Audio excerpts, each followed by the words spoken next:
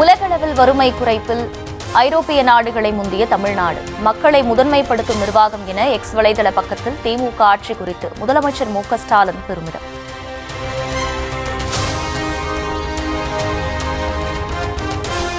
வேளாண் துறைக்கு அடுத்தபடியாக மிக அதிக வேலைவாய்ப்புகளை உருவாக்கி வாழ்வளிப்பது MSME நிறுவனங்கள்தான். இந்தியாவின் முதன்மை மாநிலமாக தமிழ்நாடு உயரவும் தொடரவும் உறுதுணையாக இருக்க வேண்டும் என முதலமைச்சர் வேண்டுகோள். 51 லட்சம் ரூபாய் கடனுதவி வழங்கப்பட்டிருக்கு. திராவிட முன்னேற்ற கழக அரசு என்றால தொழில் வளர்ச்சி தான். அதுலேயும் MSMEக்குன்னு அதிக முக்கியத்துவம் கொடுப்போம். வேலைவாய்ப்பை உருவாக்குறதுல வேளாண்மைக்கு அடுத்த இடத்துல MSMEக்கள் தான் இருக்கு.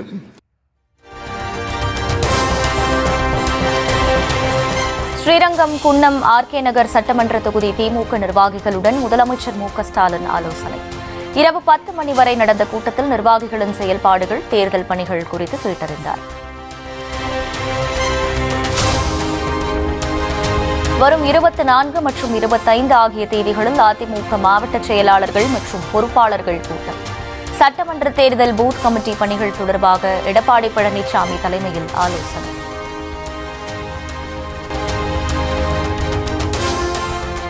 தமிழகம் முழுவதும் மா பயிரிட்டுள்ள விவசாயிகளின் நியாயமான கோரிக்கைகளை உடனடியாக தீர்த்து வைக்க வலியுறுத்தல். திமுக அரசை வலியுறுத்தி அதிமுக சார்பில் இன்று போராட்டம்.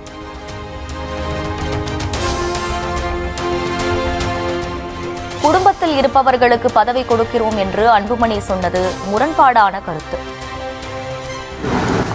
அவர் சொன்னது முரண்பாடான கருத்து.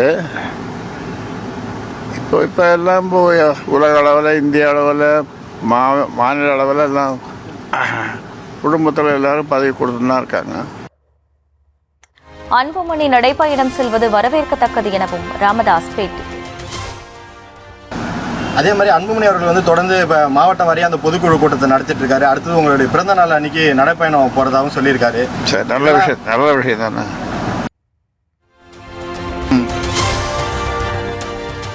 அமித்ஷாவை சந்திப்பீர்களா என ராமதாசிடம் கேள்வி. தற்போது வரை அப்படி ஏதும் இல்லை, எதிர்காலத்தை தன்னால் கணிக்க முடியாது என பதில். அடுத்த மாதம் அமித்ஷா, உள்துறை அமைச்சர் அமித்ஷா தமிழகம் வர்றதா ஒரு தகவல் இருக்கு. அவரை சந்திச்சு எதனா கூட்டணிக்கான ஏற்பாடுகள் எதனா இருக்கா? இப்போ தற்போது வரைக்கும் அது மாதிரி இல்லை. அது எதிர்காலத்தை பற்றி என்னால் கணிக்க முடியாது.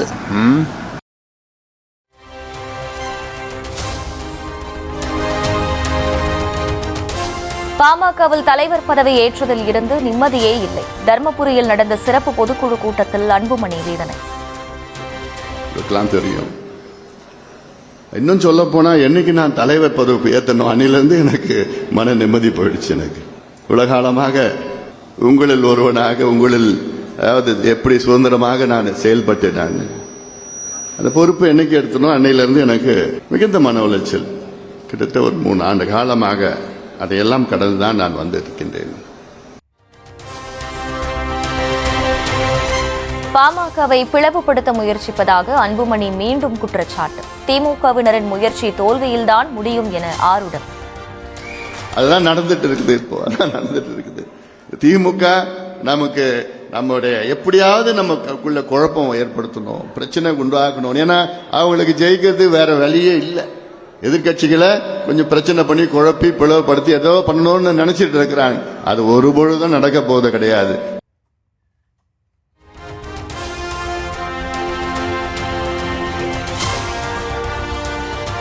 ராமதாஸ், அன்புமணி ஆகிய இருவரும் ஒன்றுதான், பிரித்து விடாதீர்கள். எக்ஸ் வலைதள பக்கத்தில் பாமக MLA அருள் பதிவு.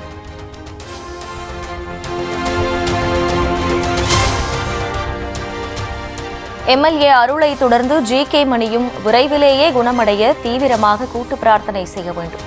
தர்மபுரி பாமக பொதுக்குழு கூட்டத்தில் நிர்வாகிகளை கேட்டுக்கொண்ட அன்புமணி. கௌரவ தலைவர் வந்துட்டாரா? காலையில் ஒரு கூட்டு பிரார்த்தனை நம்ம பண்ணோம். ஏன்னா நம்ம 2 சட்டமன்ற உறுப்பினர்கள் உடல்நலம் பாதிக்கப்பட்டு மருத்துவமனையில் அனுபவப்பட்டிருக்கின்றார்கள். அதில் காலையில் நான் சேலத்தில் கூட்டு பிரார்த்தனை எல்லாம் செய்ய சொல்லியிருந்தேன். அதில் ஒருத்தர் வந்துட்டார் நினைக்கிறேன். இன்னும் அதிகமாக பிரார்த்தனை பண்ணணும் நினைக்கிறேன்.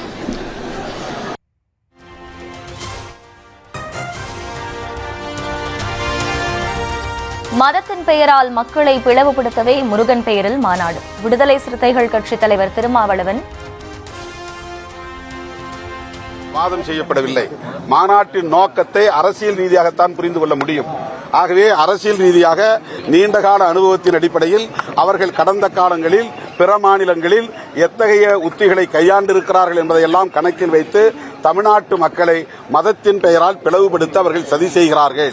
அதுதான் அவர்களின் நோக்கம் என்பதை நாங்கள் அம்பலப்படுத்துகிறோம்.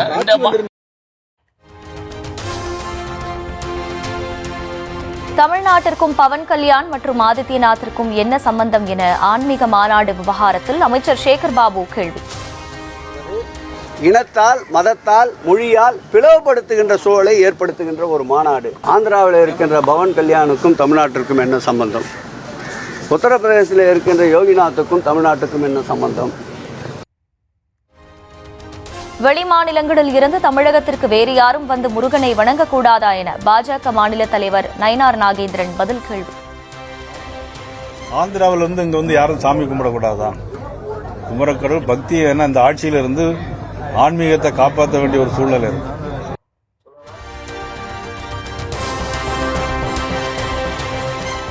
ஆன்மீக மாநாடுகளை அரசியல் கட்சிகள் நடத்துவது ஆபத்து என திரைப்பட இயக்குநர் அமீர் எச்சரிக்கை. தமிழ்நாட்டு மக்களை மதத்தின் பெயரால் யாரும் பிரித்துவிட முடியாது எனவும் உறுதி. என்ற பெயரால் நாளைக்கு யாராவது போய் அந்த மாநாட்டில் போய் கலந்துகிட்டா, பக்தி என்கின்ற பெயரால் ஆன்மீக மாநாடு இங்கே பல நூற்றாண்டுகளாக நடந்துகிட்டு தான் இருக்கு.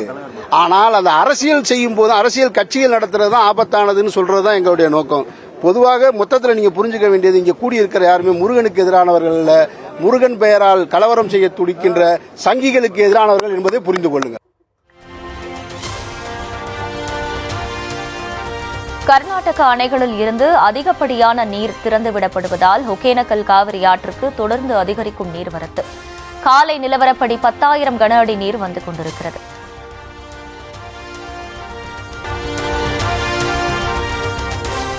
தூத்துக்குடியில் உயர்மட்ட பால தடுப்புச் சுவர் இடிந்து தண்டவாளத்தில் விழுந்ததால் பரபரப்பு. பாலத்தில் பராமரிப்பு பணிகள் மேற்கொள்ளாததால் இடிந்து விழுந்ததாக புகார். பிரதமர் மோடி இன்றும் நாளையும் 3 மாநிலங்களுக்கு சுற்றுப்பயணம். பீகாரில் இருந்து கினி நாட்டிற்கு ஏற்றுமதியாகும் முதல் ரயில் என்ஜினை தொடங்கி வைக்கிறார்.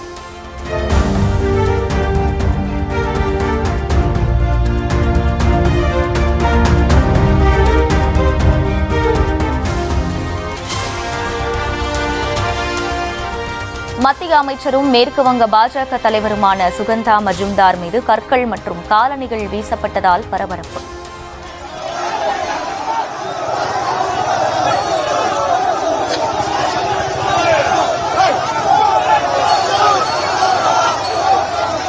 காயமடைந்த பாஜக தொண்டரை சந்திக்கும் வழியில் திரிணாமுல் காங்கிரஸ் கட்சியினர் தாக்கியதாக குற்றச்சாட்டு.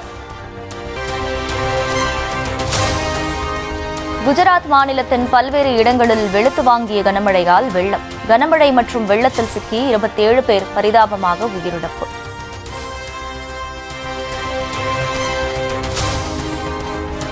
மேற்கு வங்க மாநிலம் மேற்கு மிட்னாப்பூர் மாவட்டத்தில் 2 நாட்களாக பெய்த கனமழை காரணமாக வெள்ளம்.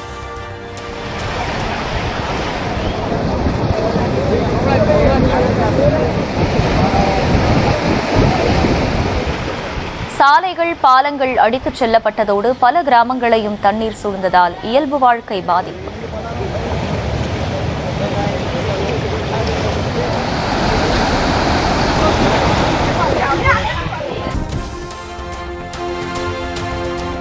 சர்வதேச விண்வெளி நிலையத்திற்கு செல்லும் இந்திய வீரர் சுபான்ஷு சுக்லா உட்பட 4 பயணம் மீண்டும் தள்ளி வைப்பு. ஆக்சியம் 4 திட்டத்திற்கான ராக்கெட் ஏவப்படும் புதிய தேதி விரைவில் அறிவிக்கப்படும் என எதிர்பார்ப்பு.